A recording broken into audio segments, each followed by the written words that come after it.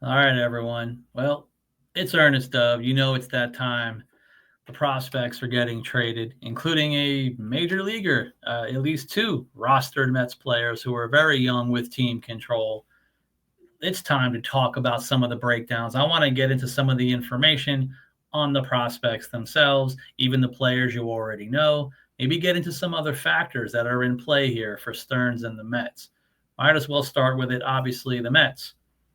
They grab a huge, kind of a big reliever. I know everyone's going to argue about the price for a closer, not a closer, which the Mets don't need one anyway, so don't ask. This is definitely an upgraded pen arm to go with Gregory Soto under Diaz. You still have Brooks Raley. This obviously improves the entire pitching staff for the rest of the season, but it's a rental. So you got Tyler Rogers, the rental. What's going on out there? Maybe it's the market. Talking with the sources, I know the bats are really expensive right now. So let's see if the Mets are still going to try to work something out, possibly for a center fielder, which, by the way, we just lost one. So what's going on? Mets prospects. Well, we have Jose Buto. You know, I've been talking about him since he was basically a teenager. So I'm sad about that, first and foremost. I'm not going to deny that whatsoever. I always felt he was a very strong arm, obviously led by the changeup. He was looking good in a new major league role as a innings eating kind of relief arm that they transferred and transitioned him from starter to reliever. I think it was working out well. He's always had some command issues. Maybe it was playing itself out for the Mets. Again, when you come in as a reliever, especially when they tried to help him, have him put out fires with men on base or one man on base, he would sometimes often let the inherited runners score. So that's not always great. You want more of a strike thrower in those situations. Then you have Blade Tidwell, who you know I've been talking about for a couple of years as well. I still think the stuff is elite. But again, here's the thing with the Mets farm system: command, command, command, all the way up and down the system, highest to lowest levels. Command issues, location, it's always kind of been a thing. Blake Tidwell was one of those guys. 5 innings, 11 Ks, and then maybe three in the third, 4 walks, 3 runs, and he'll get kicked out of games, even in the minor leagues. Start to show itself some in the majors.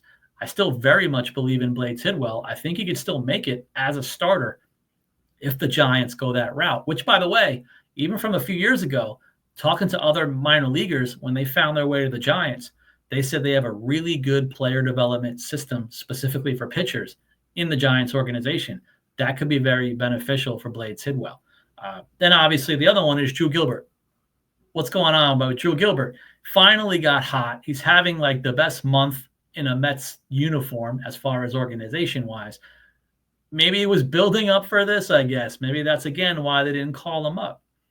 So, what are the other factors in play here? Well, again, just a rental, but what are we talking about here?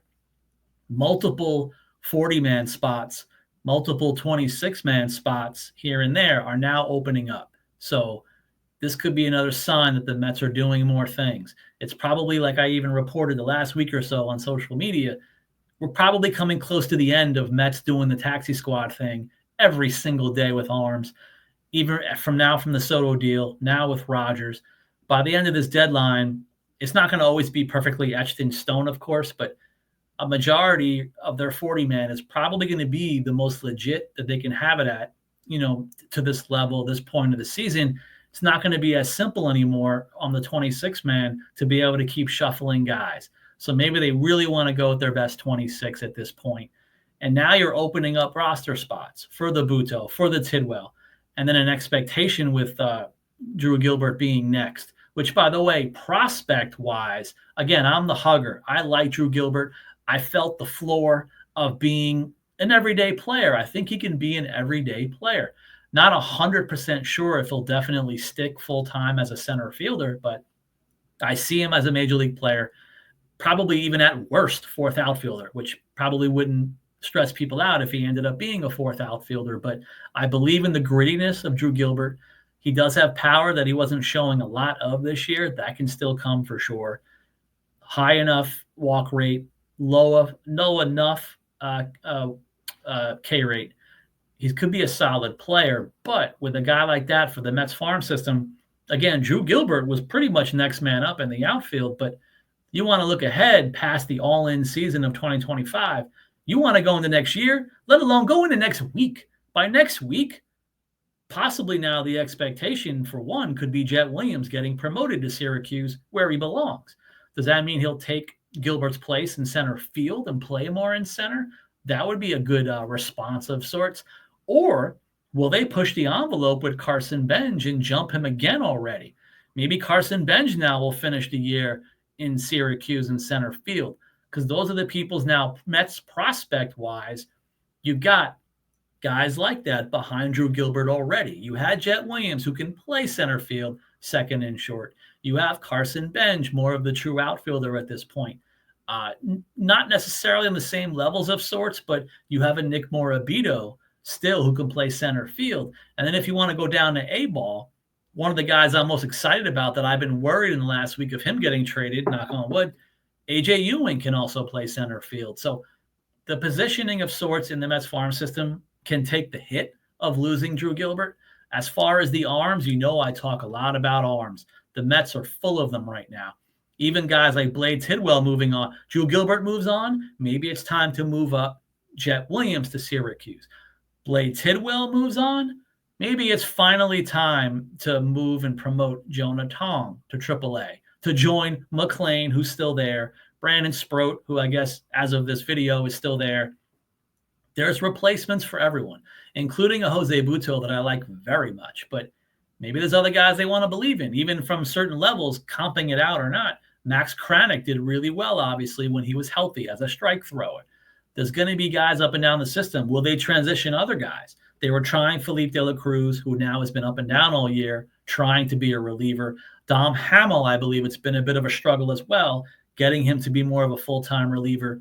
Can one of those guys turn into the next Butto with more, if they can get their command together?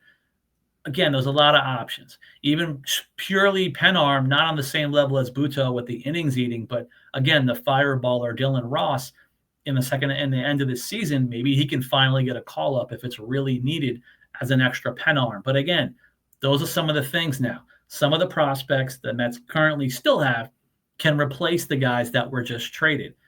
Roster-wise, 40-man, 26-man, it looks like the Mets are probably going to make at least one or two more moves, perhaps, if it's even possible. But even if they don't, you're going to see some of the leeway now of guys can't always every day getting a new pen arm. I'm definitely sad about it, though, but hopefully some of the information I just gave you can be heartwarming or less prospect huggerish. Maybe it does create, even for someone like me, it creates more of a reality to the situation without overreacting to losing so many guys. Because again, we've done this in years past. When we gave up way too much to the Giants for Darren Ruff, that was an absolute nightmare. But when you start looking forward 2-3 years in the future, whatever happened to any of those guys, or most of those guys are even out of baseball based on injuries and everything else. So this is what it's all about. The Mets are going for it. I like Tyler Rogers a lot to love about a guy with a sub-2 ERA. But, hey, let's see what happens next. I want to see some of the promotions that come to next as well as the trade deadline, because this is now going to start making some moves for even the Mets minor leaguers and for the Major League roster. Thank you for listening. And, hey, it's not over yet. I guess I'll have to worry about the next video I may have to make by the end of this week.